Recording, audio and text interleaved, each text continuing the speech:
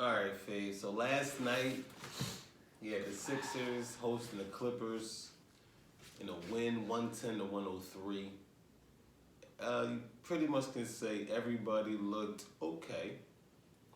The guys that you wanted to look good in Embiid, Simmons, and for me, Horford, who is the biggest linchpin right now to the swing because if he can accept the role of coming off the bench and really embrace it, he played 27 minutes last night. I think that's good enough for anybody. So you figure if you can play that amount of minutes, 27, 30 minutes, and embrace that role, that's how we're going to win. Because him coming off the bench allows more spacing for one more wing player / shooter. And, last night was the first time you saw it, and you really saw the offense click. Tobias looked better at the 4. You had Josh Richardson coming back. He was off his minutes restriction last night for the first time from being back. And everybody looked good. Of course, the caveat, it was a home game. Always, right? That's the one thing. That's man. the Jekyll and Hyde of the team is we play great at home. We have the best home record in the NBA. I mean, that post with the Aquaman in the kitchen explained it perfect. Right. That was a great post. It's exactly what we are. At home, we're looking at like an unbeatable team. In a way, we look disastrous. So yeah, take that in Not even however you words. want. That was a home game. It's the last game before the All-Star break. But it was a great game. It was a great game. So what are your thoughts on the game? All right, first, I love watching Kawhi Leonard. As much as I hate him by heart, man, He's really good. you know what it is he's such a skilled offensive player. When it's not about, because he's not speed. He's not about trying to beat you like that. You got to try to be better than me. If you give me a little opening, I'm going to go in at you. You saw that last second shot against Ben Simmons. So he's like, all right, you want to try to go against me? That was great. Yeah, and Ben was playing him like he worked. Balling. He worked. But you know what? That's what I appreciate. If you watch the game, although Kawhi Leonard had a good game, Ben Simmons was all over it. Well, Leonard he had 30 points, but what stuck out to me, what I got down here, 12 for 23. So Still pretty efficient. But you made him work. It wasn't a 17 for 22 type of night. He only had 3 free throws. So he wasn't getting fouled. You were playing. He's a great player. He's a great player. He's great defense, but better offense. He knows how to do it, and Ben made him work, and that's all you can ask. Make him work. So speaking of that, Kawhi Leonard, Korkmaz was in the starting lineup. I am going to talk about that. I think Korkmaz, and I saw you on the post too, he's a bench player. Yes, he is. And I actually talked about it with you about 2 or 3 weeks ago that Brett got to learn that your bench players are going to get hot sometimes, but they belong on the bench because when you put them in the starting lineup, when Paul George was sticking them, he's not going to do nothing against Paul George. Like, he's not going to get open against Paul George. Paul George is a monster in that sense. He's not going to get open the way that he was playing against these other 2 teams. Against Chicago? Against any team in the playoffs against their starting lineup. And the backups, maybe. And then the fact that when you outside and switch off and you got Kawhi on you, Kawhi scored. Every time Korkmaz was on him, Kawhi scored. And this is why I would start Robinson. It's just tough to see it now. Or Burks, we haven't even seen him play. He played yesterday. He played 14 minutes. He had 2 points. I do like, so one thing that I did see on the game yesterday, the commentary, and I haven't heard of him commentating like that. Well, I don't know. I didn't recognize his voice, but he said something that really stuck out to me, which was Alec Burks plays pick and roll well with Ben Simmons, and if you saw that. I have not seen a player do pick and roll like Burks and Ben Simmons did yesterday. He actually had the ball, had the player behind him, kept the player behind him, and then passed it to Ben Simmons. And they're right. We don't have no player that plays the pick and roll with Ben Simmons that well. No, Josh was doing it a little bit here and there, but Burks is supposed to be, from all accounts, the backup point guard. So we'll see how that goes. But Jay Rich on the floor again. People see only his offense, man. I was watching this game and I was thinking, man, the defense in this game is incredible. I love defense. And Jay Rich, everybody was playing defense because the Clippers were playing defense well too. It was really It was a good game. great defensive. It was a playoff game. It was everything you wanted it to be, and as a Sixers fan, and to get the W, I think it's clear who the glue guy, who the leader of the team. Hold on. Who all that is. Let me finish speaking my points on this. So we also had Joel Embiid come back. You know, the whole chit and chatter from he wanted to go to Miami, whatever. He came back with a strong game. Did you really believe that? Yeah. Don't listen. Listen, because this is what I heard this on the radio and it made me think, okay, that's something different. So the day before he tweets this out, Bill Simmons, he was speaking on the radio and he was saying that people around the NBA are talking about Embiid possibly being traded. Okay. And he's an inside NBA person. And when you hear that other teams are saying that the next day he puts out something like that, there has to be something going on. If I heard that afterwards, and this was a day before, if I heard that afterwards, okay, everybody's saying it now. But maybe from those talks, that's when I'm like, I believe What do you it. think is going on? I think it's one of those Westbrook Durant things. He wants to be the star, and I think he's starting to see that Ben Simmons is the star. That may be, and he got to learn to live with that. But I don't think it's to the point where he's saying to anybody. Not trade me, no, not right now. No. Okay, no. So the one thing I understand is players get upset too. If I'm the all-star of the Philly team, and listen, he represents us well. Always did.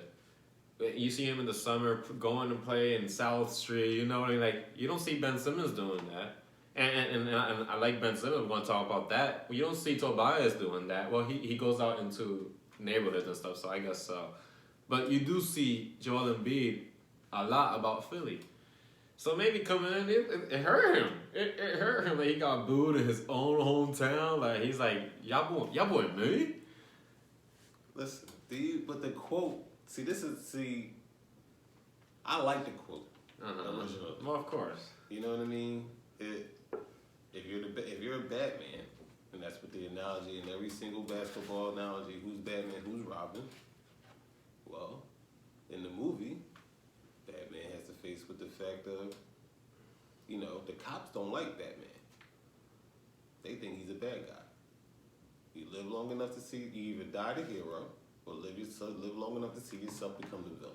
So to me, I love the quote. I love what he said. Like, that's what a Batman has to deal with. You feel me? And I'm sure that he wishes that he hadn't responded to Jimmy at all, because he didn't say, "Yeah, I'm coming. Yeah, I feel you. Yeah, I would love to be there." He just said, "Yeah, I know what you mean." And he, you know what I mean? And Jimmy is his old head, you know what I mean? And of course Jimmy's going to try and get Embiid to come there. But he's not going anywhere. He doesn't want to go anywhere. He's not talking to anybody saying, "Oh yeah, I don't like it here. I need to go." He's facing adversity for the first time in his career. All great players have to go through it. He handles his differently. And he's back to being on social media and handling it that way. I'd rather him do that. Listen, if that's what he has to do, that's what he has to do. Because this is the thing. If you go out here and play well, nobody's going to tell you to stop. No. If that's what you need to do, that's what you need to do. Nobody cares. But don't come out here bumming it out. Now, you come out here and you put up 0, then people are going to say something. You got to just deal with that.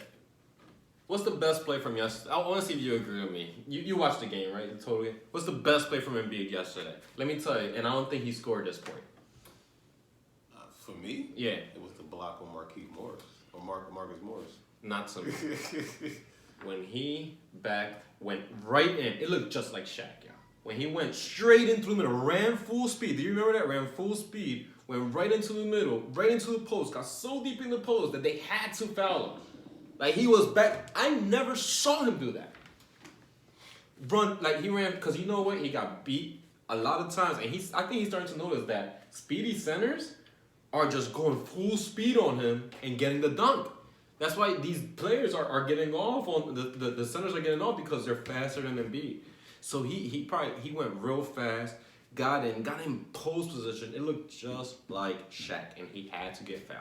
I was like, I have not seen Embiid do that. And if he could take that step up, that's amazing. So let's get into it. The whole spacing. Let's get into it. Ben, well, first of all, one more thing.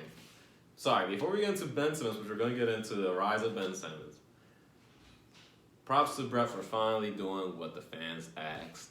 Al Horford to the bench. Gives you a leadership position and doesn't make it less. Like, he's still a leader. Do it from the bench. He's still got, 30 minutes? Yeah, 27 minutes. Come on, man. That's good. That's a starter. That's a starter's minutes. Props to Brett for that. Let's get into the rise of Ben Simmons. He has been, listen, I think the good and the bad, when Joel Embiid went out, everybody thought it was bad. That gave Ben Simmons, you know what, yo? I'm going to take over games. I see him becoming more aggressive. You saw him start to do the first 2 quarters, and then the third and fourth he started falling out. He's starting to do it all game now. Man, I have not seen him be so aggressive in trying to get it in. Listen, you don't have a shot. Okay. But back then we used to say you don't have a shot, but you used always, and he still passes it a lot. That's going to be him.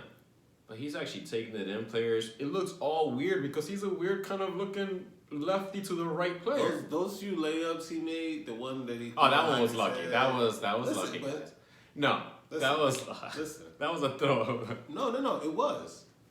But players make that when they're being aggressive.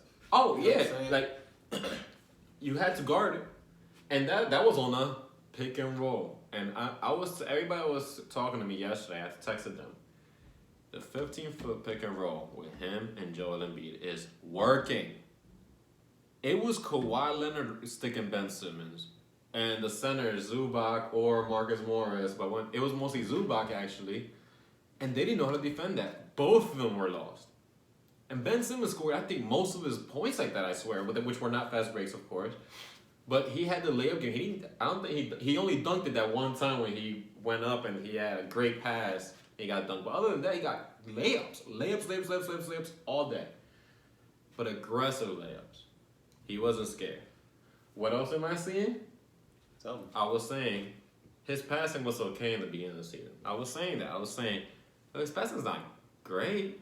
I don't see him being like, of course, like to compare him to LeBron James. But let's compare him to Dame Lillard. Like he doesn't always pass, but he was not a great passer. He's a good passer. You know what? I've been seeing him find the open guy. I've been seeing when he sees a mismatch, pass it right to him. I still hate the going right into jump and pass. He's got to stop that. But other than that, I've been seeing him find more open players and seeing him lead them to the basket. And I like that. I think him finding the pick and roll is so crucial right now because we didn't see that last year in the playoffs. We didn't see him pick and roll. He wasn't the roll man a lot. No, not last year. He's using that pick and roll with Embiid, and that's gonna be huge, guys. Huge.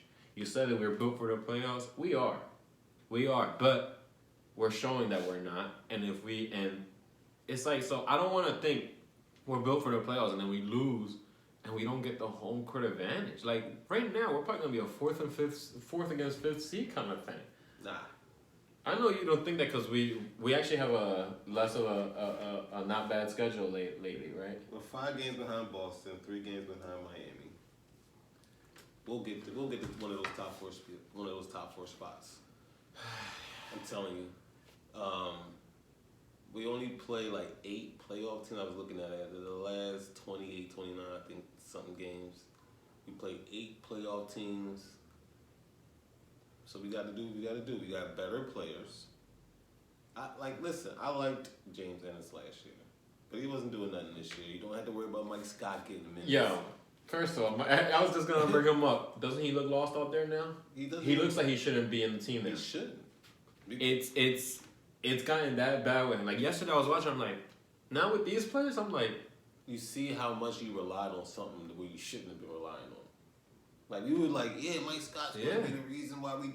No, he's not. Like this team, like the team wasn't that good. Like, and even the addition of a better, just the addition of better bench. well, we always said we need a bench, man. But and then it allows you to make a switch of Al Horford. You know what I mean? Even like Korkmaz playing better, giving him a shot. But now you even have other guys that you could throw in there that you don't have to worry about. Like nobody wanted to see Shake Milton starting the rest of the season, right? Nobody. You know what I mean? Like nobody. You want to see Matisse out there, but he's not really ready.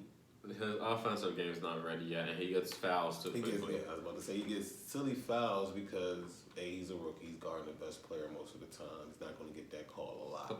Speaking of that, I saw a blog yesterday. Yeah, he had a few blocks. Yeah, but that one block from the 3-point line, like where did he come from? Like, shoo. Listen, he's learning and gaining experience. But he's also should be coming off the bench. So either Glenn Robinson or Burks is most likely going to be starting the rest of the year. And I love Horford coming off the bench. And even the few moments where Embiid and Horford were on the floor together, that's good. It wasn't long enough where it started to get clogged up. You know what I mean? It was. I saw it one time clogged up. Yeah. The whole game when it was going to play out there. It was a good game.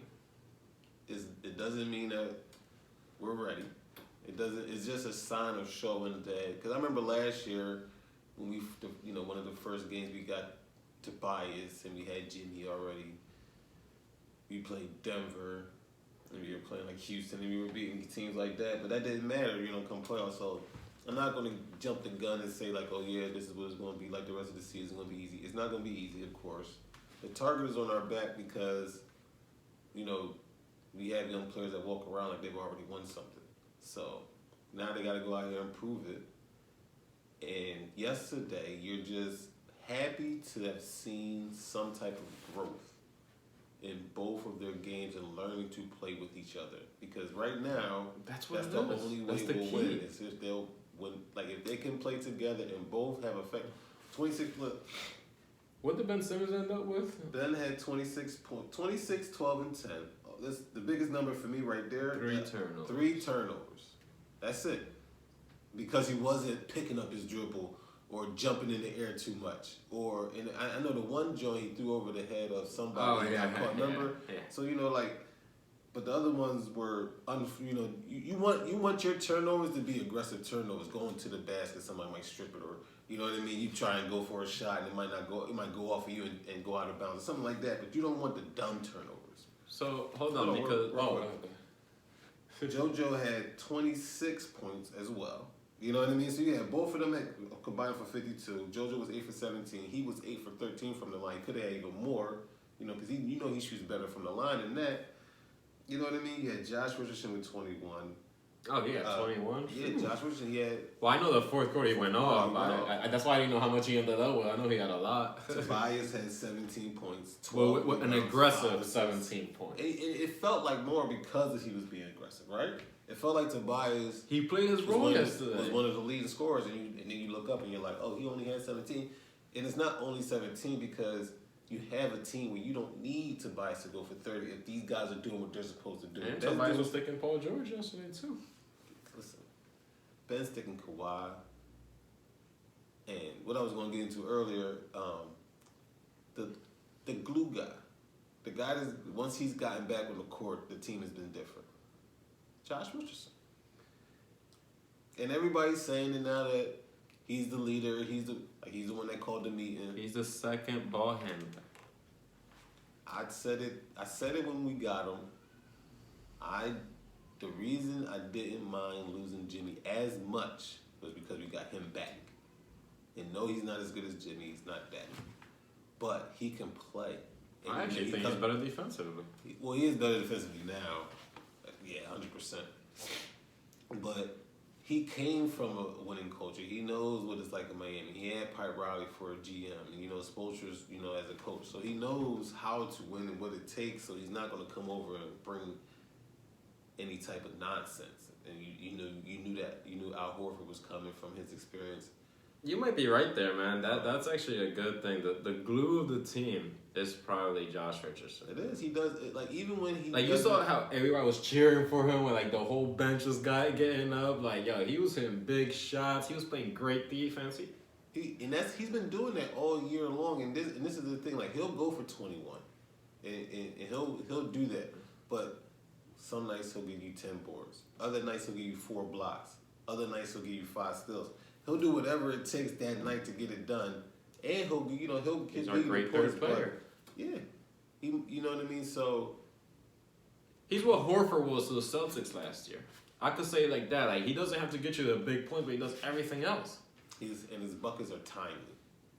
When you need a bucket the most, here's Josh Richardson 3. Woo, put you up 10 late. You like, okay. He hit 2 great threes yesterday, man. When we were up 1, bam, 4.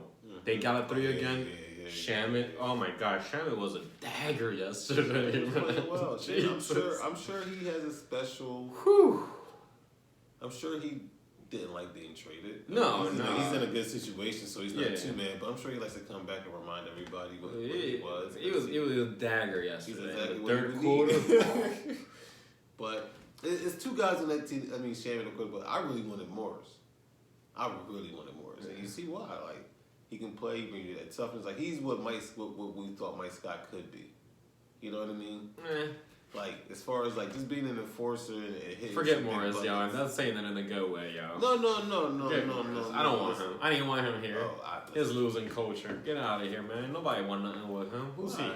What you mean? Get out of here, man. I like him. I like his toughness. But you know what I mean. He's not here, so getting back into it.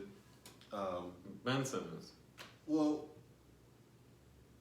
Ben, like I said yesterday, what he was doing the most that I liked, of course, as a point guard, he wasn't picking up his dribble.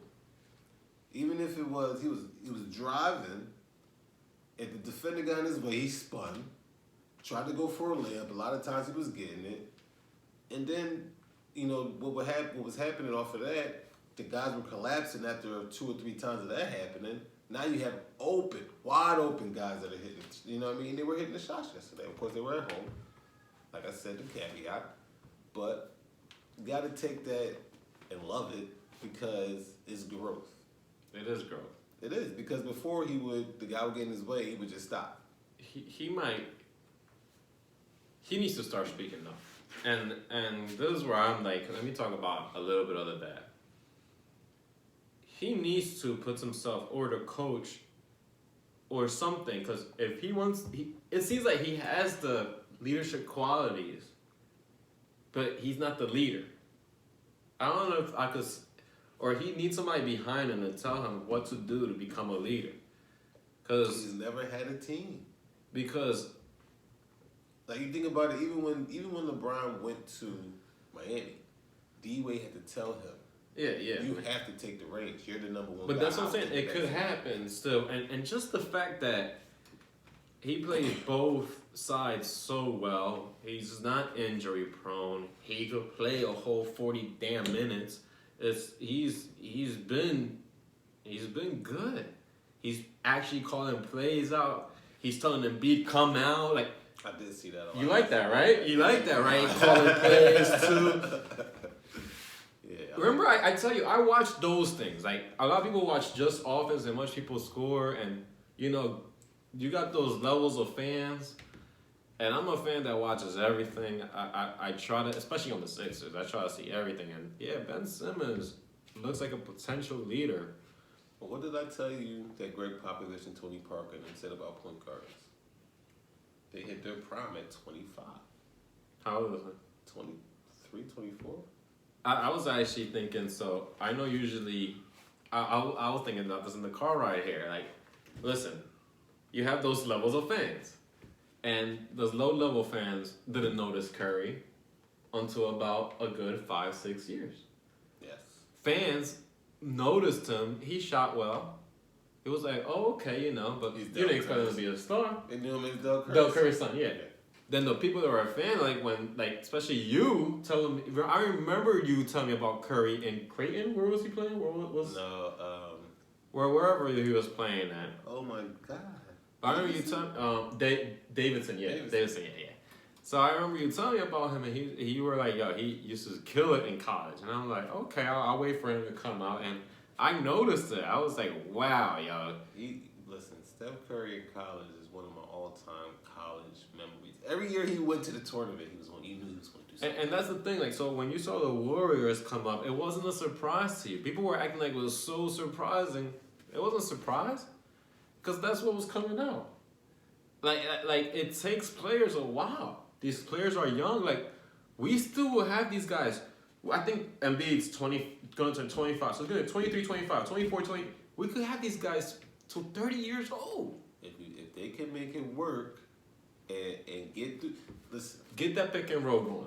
every single Get pick and roll going every game. superstars come with the drama, especially in basketball, because you have all these egos and you're trying to mesh them because you need the egos to mesh.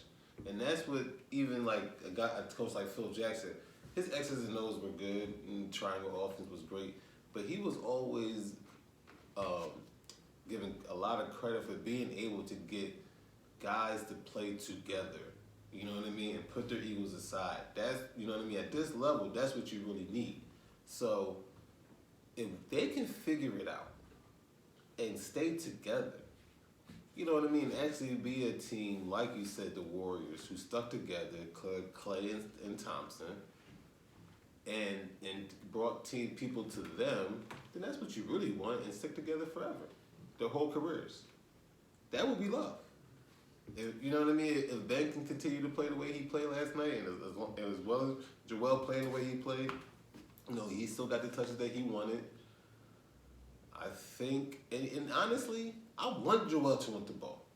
I want him. I see, and that's the only problem I have with Joel, honestly. And this whole thing is, I'd rather you come out and say, "Listen, I want the ball," because you don't. Like, people will have they're gonna be like, "Yeah, I get you." They're not gonna understand you saying, "I don't know how I'm having fun." All that's BS.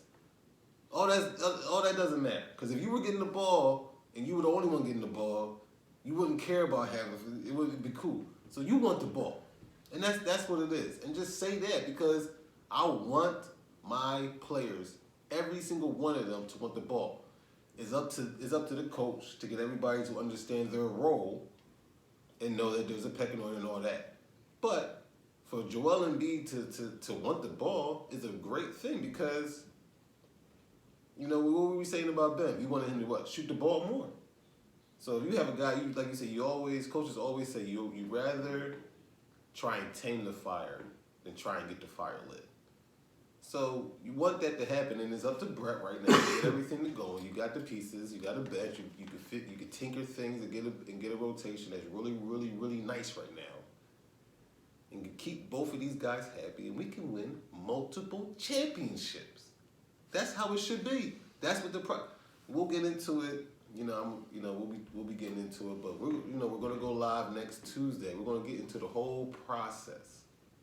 We're gonna get into the whole process. We're gonna break it all down to this point, everything. and see what and we're gonna break down what do you feel about the process. But that's for Tuesday. So speaking of Embiid, about wanting the ball, don't give him the ball if he's not inside the paint, or at least close to it. And yesterday, he got denied the ball like 2 or 3 times, and you could tell he was mad. I don't care. Be mad. You shouldn't be all the way out here asking for the ball when you got a smaller guy on you. Get it right before the paint, right above the paint. It's your spot, or in the paint. I know it's hard to get in there, but use your body, man. You're a big dude. You're bigger than 95% of the NBA. Like, you gotta get that inside. If you come out, unless you're playing the pick and roll, unless you know you're shooting the three, I'm not giving you the ball right next to him when you're trying to post up near the 3-point line. I don't want him to get the ball there. And I saw them like 3 times not giving him the ball. Good. And who do I tell that to? Brett Brown. He did a great job yesterday. Well, Brett, he did do a good job, but I like Brett. But this is what a point guard is supposed to do. I ain't always listen. You on the fast break, you got your big man coming down the wing. You give it to him at the top of the key. Your coach is going to look at you if he turns the ball over because he's going to say, "Why would you give it to him? That's not where he's supposed to be. That's not where he belongs. He's not comfortable out there." So you need Ben to be able to say, "Listen, man. I played with a point guard once, and he didn't do this to me. He told this to somebody else. He said, if you don't do what I tell you to do, you will not touch the ball for the rest of this game." And I promise you on everything I love, that man did not touch the ball for the rest of the game. It was like early first quarter. It was like a Sunny Hill type of game or something like that. So it wasn't a coach. They run it. No, you doing this. You're not touching the ball. But that's what a point guard is. That he's the extension of the coach. You know what I mean? So you have to have somebody that can do that on the court as well, because the coach can't be on the court and say, "Joel, what are you doing? Ben, what are you doing?" You need somebody that's going to hold everybody kind of on the floor. So, it might be Josh Richardson. It might be a little bit of Al Horford as well. But somebody, and I hope it's Ben, that'll ultimately say, "Yeah, I didn't give you the ball, JoJo, because you're at the 3-point line. We need you in the box." And JoJo to respect it, because he's playing at a level that demands that respect, and that's what happens with greatness, and that's what you have. I want to see. I hope. I want to see Ben Simmons take on a bigger role in the speaking terms. I feel like when he gets interviewed, he's too. I guess you could say, I don't know how to say this. He's sarcastic. He's sarcastic almost every time you interview. He's cocky. I know. Be cocky and be the leader. Be cocky and say those things. I can't give the ball to people that are out of position. Well, he's not going to say that. But that's what I mean. Like, he should get to that level. He got to. Well, you talking. Nah, he's never going to publicly shame his teammates, because that would cause a rift. Well, no. In that sense, yeah, I guess so. But I know what you mean. You want him to say more. He's not the vocal leader type in the media. Like, even when you see, like, he's not. When he's on social media's pictures, there's never him talking or doing anything major. He's low key. He's not. He's not. But it's showing in the games. He's not JoJo, who is outgoing and he'll go out there and say, "Yeah, this is what we need to do. We play like this. We play like that." And Ben is the type that deflected and act like nothing's really wrong, and not really, and he won't really say much to the media. And that's just I think that's just his personality. Maybe. But I get what you're saying as far as you would like. I just want him to become a leader. You know what I mean? Yeah, you want him to become, but that comes from, first of all, you have to earn it from playing at a level where people are going to listen to you no matter what you say. This is his year, yeah. This is his year. We'll see. Like, even yesterday, like you saying deflecting, you're right. When him and Embiid and Marcus Morris were getting into it, Ben Simmons took Joel Embiid out like, "Yo, he's just trying to get your technicals, man. That's all he's trying to do. Just get your technicals." I like that kind of stuff. That's what you need. You need people that's gonna keep a level head, and that's the one thing you can always, like, Ben doesn't, even when he turns the ball over, you don't really ever see his face change. No. He always has. All right, next play. This, you know what I mean? No matter what these guys say, no matter what people saying about me, I'm gonna go. Like, did you see his jump shot yesterday? I saw it. It was. I like it. But this is what I'm saying. That's people are asking 3-point shot. I'm not asking 3-point shot all the time, man. I'm asking people to have to try to guard you there too, because they know you could shoot from there. Because he doesn't shoot, and that's what he has to change. But that little fadeaway, I was like, that looked nice. That looked really nice. Yeah, this is the thing. When he does shoot, it's always he's 2 for 3. He does shot. You know what I mean? So whatever. But let's get into this All-Star game. Okay. First of all, let's explain the All-Star game to people. So it's a bunch of charity. You get money for charity every quarter, correct? Yeah, pretty much every quarter. except no, including the fourth, right? Oh yeah.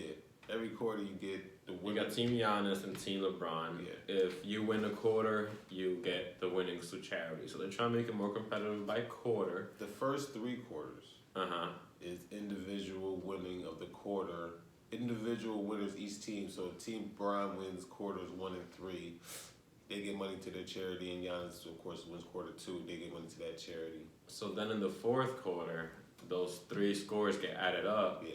So then you have a score of, let's say, 120 to 125. Yes. They're going to add 24 points for memory of Kobe, and that's going to be the final score.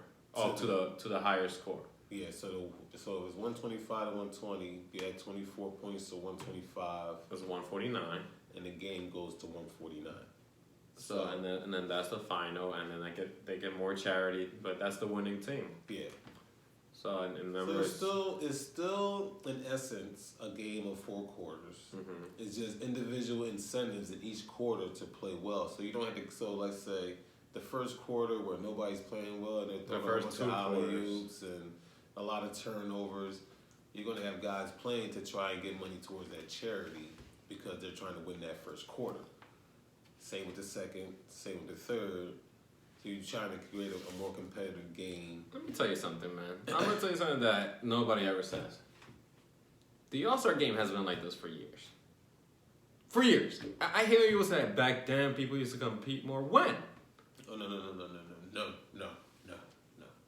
Back with Jordan and Isaiah and Patrick. They still play like it was almost the same thing. Like I could say it was a little more in the third quarter, fourth quarter, but first and second quarter was always a playful kind of quarter, man. It wasn't as. It was really bad, I would say 2 years ago, but it got silly. It got silly. Yes. Yeah, I guess so. But But maybe because they try to change it so much. No. Yes, it is. This crap about them picking their players and doing all this. Well, this is why it's getting silly. I still don't like this picking on the player stuff. East versus West. You play for your. It's more competitive. I don't understand that. Because now but that's why they're trying to add this charity in the first quarter. Like, you doing all this because there's no competitive fire no more. Because you got new different players. But like I said, back in the day, listen, man. Even when Shaq and Penny was playing with Jordan, them All-Star games wasn't garbage. Like, do you remember when Latrell Sprewell banged on Scottie Pippen? Deuce hands? Like, them guys wasn't playing around. He was like, I'm gonna bang on you. Yeah, it wasn't like Scottie Pippen was letting him go. Just like he was trying to stop him. You feel me? But you're also like I always say, but I guarantee you that same game. Watch the first 2 quarters. Watch the first 2 quarters of almost any All-Star game, and it's playful, yo. It's been playful. It's always been the third. It's like when Iverson was at the All-Star game and he noticed, he's like, oh shoot, I have like 16 points at halftime. I'm gonna try to win it now. And then he went on a shooting spree. You know what I mean? Like it's things like that. Like first and second quarter is so boring in all games. Even when AI was playing, that's like when they started saying like, because he was coming. That's the one in Philly. He didn't even play. He was he was partying the night before.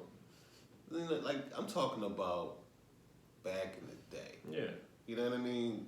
Maybe I didn't watch it way, but I mean I remember Latrell Sprewell, so it's not like.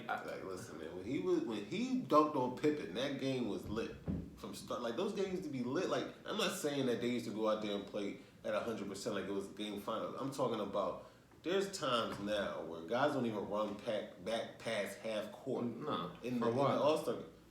No, that's what I'm saying. You're right, but like I said, that's when it got. That's now it's. I guess you're right, but the third and fourth quarters, I still have some memorable third and fourth quarters in the All-Star games, because that's a little different. But what I'm trying to say is that it's not that big a difference, man. The reason why was going at it, he told LeBron to shoot it. And you saw me that game. That was a memorable game because you know what? It also that was Jordan's last All-Star game too. It was different players. Like people knew how to entertain. They knew how to. They were playing. It was token defense. It went from token defense to no defense for the first. I guess you're you know right. what I mean? Because Like, it there's was no really, defense. really bad. There's no defense now in the third quarter, and that's where it's getting bad too. And yeah, so you're right on that. The no defense is bad. I want to see. Like, this is why guys like Devin Booker need to be in the All-Star game, because he's lethal. He'll try to like, you know what I'm saying. I hope it gets back because so what's going on obviously is people are playing together since 13. Social media keeps people together. Back then you didn't even know these players. Yeah, that's true. The only time you really got a chance to really hang out with them was like the All-Star Yeah. game. That is true. That's So what can you expect, man? It's That's like what I'm saying. You wanted. There was always a level of high competition, even though you knew it wasn't finals or playoff level. You know what I mean? there was like like the biggest All-Star game in my I think my generation, and it's funny because it's the fourth quarter of Michael Jordan's last All-Star game, because it was just so it went to overtime that game. That's when Jordan missed that wide open dunk and everything. It was still great because Iverson went off. It was that Iverson, Marbury, remember that? Like it was a crazy All-Star game. It went to overtime. Listen, man. Oh, That was the but it happened what in the third and fourth quarter. What I hope that you know what I mean. It needs to be playing more defense. That's really what's the problem at the end of the game. It's because everybody says offense sells. Offense to me is getting boring, yo. It's becoming the reason why offense to me is becoming boring because it's either a 3-point shot or a dunk to most teams. I can understand that the game. That's why I love Kawhi Leonard so much. I guess you could say because it's like he's so skilled that he'll kill you at the 2-point line. He'll go to the spot. He knows how to. He has the same shot every game. It's just he's a skilled player. I can see that. Like a lot of people don't like the fact that it's a lot of 3-point shots in basketball. Period. Now, it's the name of the game. Yeah, but I mean that's the evolution of the game that D'Antoni did, and people were saying that Curry did. No, D'Antoni, man. D'Antoni started this crap, yo. And I remember. I think so. I remember watching Phoenix and being like, "That's crazy. All they do is shoot and try to get rebounds." I remember them playing so fast, running fast. They were the first team that the fast break they'd rather choose a 3 than dunking. Do you remember that? That people used to be like, "Yo, come on, you make sure of the dunk instead of shooting the 3." D'Antoni was like, "Nah, shoot the 3 if you're open." I think D'Antoni started this whole damn thing. He might have. He just might have. 7 second offense. He was the first person that said to like compare the percentages and prove right. That he said the 3-point percentage, the 2-point percentage is the worst shot in basketball. He told Jim Jackson at one. Jim Jackson hustled back and fouled a guy on the fast break layup. You know, make him earn it at the line. And he told him, "No, we don't do that here. You let him score so you can get the ball and get it up the floor fast." Oh my God, goodness! So he definitely might have swung. People loved it.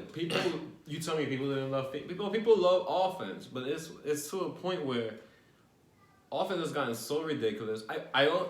It's almost I feel like, and this is my feeling. This is not conspiracy. I'm not saying this is really what's happening. But it's like the refs are playing for Vegas by foul so much. Like it's like everything is a foul. And they determine games like that, man. Listen, the refereeing is just. I feel like in all levels of sports, it is hard to keep it in human eyes because everything's getting faster except for the refs. But no, I'm not. Okay, so I'm not calling it on the refs. I'm calling it on like how the league changed the game to be so offensive that they had to call these silly little fouls, like silly little fouls. Listen, guys are bigger, faster, stronger. You know what I'm saying? So they're changing the rules. Everything is under the eye of safety. So you can't come down and be super physical anymore. That's all it comes down to. You gotta. Now, if you slide your feet like you're supposed to on offense, you know what I mean? Like, if the guy doesn't move on you, that you can't defend it. Or you foul it. You know what I'm saying? So, I see what you're saying. They definitely tinkered it to be more offensive, of course. You wonder why players are like, where's the foul? Because it's every single thing, every single time, every single person tries to get a call. Yeah, like I said, I almost feel like they play with Vegas that way. Like, how does it get so close? Because they call foul sometimes, and you be like, where's the foul? Sometimes, but this is where I was going with that. Back in the day, right? I'm not. Hope you don't talk Detroit bad boys. No. I'm just saying. Back in the day, when referees in all sports, right, athletes weren't as fast. Like you're a ref. Like you're humanized. You know. Never saw a 6'10" guy like Ben Simmons run that fast. That's crazy. So you're right. You know what I'm saying? So you're asking humanized to speed up with the athletes that's been going. Like they used to be good because the game wasn't as fast. You know what I'm saying? Now they got to call these, like, even, I'm thinking more in football. I don't know hockey like that. But then they add 2 refs for that exact purpose? They try to, but it's still a human error. You know what I'm saying? So now you got bigger, faster, stronger guys, and you're trying to like, I always say, like, the evolution of robotic referees is coming. It needs to start in baseball with the strike zone and all that, but that's a whole other story. But you know what I mean? Like, now if you had it to that level, because it's always subjective when it comes to refereeing. It's, well, how did the ref proceed? Was it enough to confirm the call whistle? Was it that's not part of enough? The game, though. And that's part of the game. That's part of the game. You know what I'm saying? Hating the refs is you part don't of want the to take game. that out. You know what I mean? Like, I think eventually down the line it will take to that road, but that's part of, like you say, like how can you really take that out? So, you know, I just think that the evolution of the athlete, you know what I mean? And it's not like you can train your eyeballs to move faster. You know what I'm saying? Or your brain to process what's going on. Like you're still looking at it as, who knows what the these future refs used holds, to be right? good. They'll probably put a helmet on them and stuff. You know, right? Something, Yeah, who the knows? futures are right around the corner. Who knows? You know what I mean? But so I don't think that the ref. I just think that you know what I mean. So it's made refereeing, the level of it go down to Like, me across the board and everything. So now you see now you're noticing how bad, like, the refs are bad a lot. A lot of times you're questioning calls. You're like, what is that? Or how'd you call that? Or how was that a foul? Or how didn't you call that a foul? Or why was, you know what I mean? Like, I saw Lou Williams go to the bucket a few times and not get a call. And it's like, I also see and this rookie stuff that they don't get calls. I get it, but damn, it's like they blame some calls on him for no damn reason. And see, whatever. right, you know what I mean. When I was saying about the defense stuff too, like, this is how much has changed. Like, Shaq said something really good yesterday. He's like, when they took away hand checking and they made it a foul, it made it so much easier for him to come in and dunk on people. Yeah. And he was like, this is why he's surprised that Joel Embiid is so big and he don't try to get the foul every time. Because when he does do it, he gets a foul. And that's why I like that Joel Embiid did that yesterday. That the one that told you that he didn't even make, he got the foul. Do that. You're gonna get the foul inside. And like I said, what I've been saying all year about the Sixers. Come playoff time, that's what we're going into. But All-Star it's game. All-Star game, right? The 3-point contest. So how about that? So as always, like, listen, share, and subscribe. Some technical difficulties. Go ahead. well, no, but you were saying it's a 4-point shot. They're adding it. No, it's not. So it's not a 4-point shot. I think it's just an extra 3-point shot 6 foot away from the arc. Oh. So they're adding 27 shots instead of 25, and they're just adding those 2. And it's 10 extra seconds, so it's 90 instead of 80. You said. I believe so, but I think in the second round only. Okay. So you got real quick. I'm gonna read off the names. Dame Lillard.